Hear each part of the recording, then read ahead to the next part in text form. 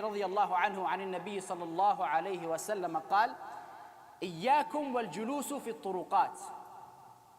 قالوا يا رسول الله ما لنا من مجالسنا بد نتحدث فيها. قال رسول الله صلى الله عليه وسلم: فإذا أبيتم إلا المجلس فأعطوا الطريق حقه. قالوا وما حقه، وما حق الطريق يا رسول الله؟ قال: غض البصر وكف الأذى ورد السلام والأمر بالمعروف والنهي عن المنكر. Look how the Prophet sallallahu alaihi wasallam mentioned غض البصر in the beginning, showing you the value of غض البصر and the punishment we can gain when we don't lower our gaze. Keeps it right in the top, غض البصر. And again, many ayat and many ahadith telling us what we will gain when we lower our gaze, and telling us what are the punishments that we will be receiving from Allah subhanahu wa ta'ala, Rabbul Izzah, if we go against His rules and against His commandments and look at things that displease Him, Rabbul Izzah. The fourth point, inshallah, or the fourth category in this lecture, inshallah, is that you gain self-discipline. And that goes on to anything that you do in your life. When you have that azimah, that strength, that will, that you can put yourself in a situation and see, will it benefit you or would it harm you? And then you're able to put yourself in that position that will benefit you, and also make sure that Allah is pleased with it.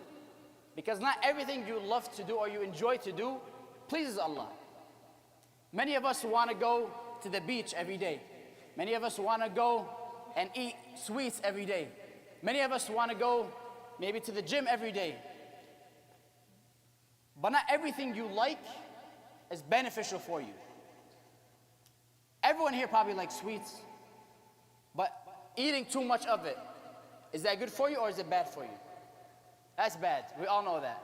So this is a great example of things that you love to have or things you love to do, but at the same time you know it's not good for you. But now imagine doing something that displeases not yourself, because ma nahnu illa bashar. But if it displeases Allah subhanahu wa ta'ala, the one who created this universe, the one who commanded us to do certain things, the one who knows, and we also know, that will test us and question us about everything we've done, we should look at it differently now. Stop thinking about yourself, okay, I'm not displeased, why did I do this? Before even thinking of that, think, Allah subhanahu wa ta'ala muttali' alayh. Allah subhanahu wa ta'ala is looking at me. Am I pleasing Him? Not am I pleasing my teacher, not am I pleasing my friends, my brothers, my mother, my father. But the first one you got to be worried about and always have it in your heart is Allah subhanahu wa ta'ala. Is He looking at me? And of course the answer is Allah muttali' all the time.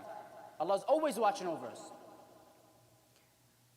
And Allah subhanahu wa ta'ala likes the strong believer in regards to physicality, your physical body, mental state, your psychological state.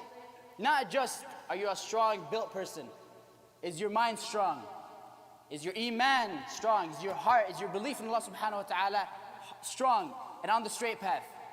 And Allah subhanahu wa ta'ala likes the strong mu'min, not the weak one, not the one that is easily influenced with his friends, where his friends say, come on, let's go do this, come on, let's go do that, and the first one's there before their friends. No, but we want to be from the ones who say, no, this is wrong, why it's wrong, and why this is either beneficial for us if it's something good, or why this can harm us, and what is the iqab, what is the punishment on the hereafter for it. We need friends, we need to surround ourselves with friends with that kind of azimah, with that kind of ability, with that kind of strength to put us in that straight path and not take us away from it. And the last and final point, inshallah, is that you will be granted light. Allah subhanahu wa ta'ala says, يَا أَيُّهَا الَّذِينَ آمَنُوا اتَّقُوا اللَّهَ وَآمِنُوا بِرَسُولِهِ يُؤْتِكُمْ كِفْلَيْنِ مِنْ رَحْمَتِهِ أو يُؤْتِكُمْ كِفْلَيْنِ مِنْ رَحْمَتِهِ وَيَجْعَلْ لَكُمْ نُورًا تَمْشُونَ بِهِ وَيَغْفِرْ لَكُمْ وَاللَّهُ غَفُورٌ رَحِيمٌ.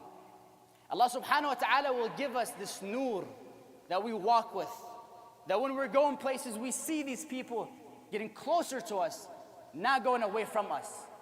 People are joining up the straight path. People joining our group. People joining our friendship. And this whole friendship, what are we making them for? Not for our pleasures in this dunya. Well, all these friendships that we make with certain groups and certain friends and certain people in general, our goal shouldn't be to be pleasing ourselves here. Because we all know this life is temporary. But are we building for the hereafter? Are we getting these friends that will help us lower our gaze, which is the subject and the topic of today's lecture? How many of us have heard of these festivals or these gatherings, so-called Ramadan festivals and these so-called conventions, Islamic conventions? But we all know all the fitna that goes on in those conventions or in all of these gatherings. But we are being fooled when we see an Islamic terminology in front of it, an Islamic gathering, an Islamic this, an Islamic game. And then when you go there and you're experiencing it, you see nothing about Islam except the name, Islamic gathering. You go in there and you see everything that displeases Allah subhanahu wa ta'ala. So are we there to gain something, to benefit something? And mostly if you're going with good intentions, but you're going to a place and there's so many people, all with that bad intention. We're there to have fun. We're there to waste our nights. We're there just to talk to new people, to eat food, and then if I have extra money, I'll donate. You see how they have the good right in the end. The purpose isn't going to learn about Islam. It's always about, let me go look at people.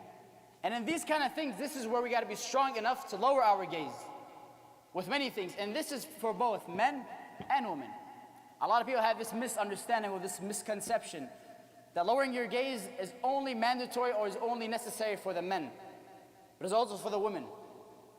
We all got to be together on this and make sure that we're all lowering our gaze. And this is one of the biggest things, or one of the main things about al-akhlaq, is when you're able to lower your gaze and remember Allah is looking at you. And that makes your akhlaq, your good etiquette strong. That's why the Prophet ﷺ says, مَا مِن شَيْءٍ أَثْقَلُ فِي مِيزَانِ الْمُؤْمِنِ يَوْمَ الْقِيَامَةِ مِنْ خُلُقٍ حَسَنٍ.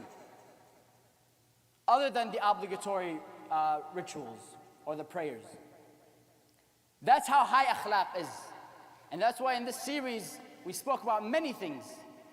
And now, this last one, inshallah, which was lowering your gaze. Al-akhlaq is really high in the face of Allah subhanahu, the eyes of Allah subhanahu wa ta'ala. In another hadith, the Prophet sallallahu alayhi wa sallam says, أَنَا زَعِيمٌ بِبَيْتٍ فِي أَعْلَى الْجَنَّةِ لِمَنْ حَسُنَ خُلُقًا. That's how high akhlaq is, and that's how high all these things that come with akhlaq, from al-mu'amala ma'an nas, dealing with other people, غض البصر, and all these other things that all tie up with al-akhlaq. Here the Prophet ﷺ is saying that he is the guarantor. Al-za'im here means al-dhamin, al-kafil. He guarantees us what? ببيت في أعلى الجنة ليس وسط الجنة أعلى الجنة لمن حسن خلقه.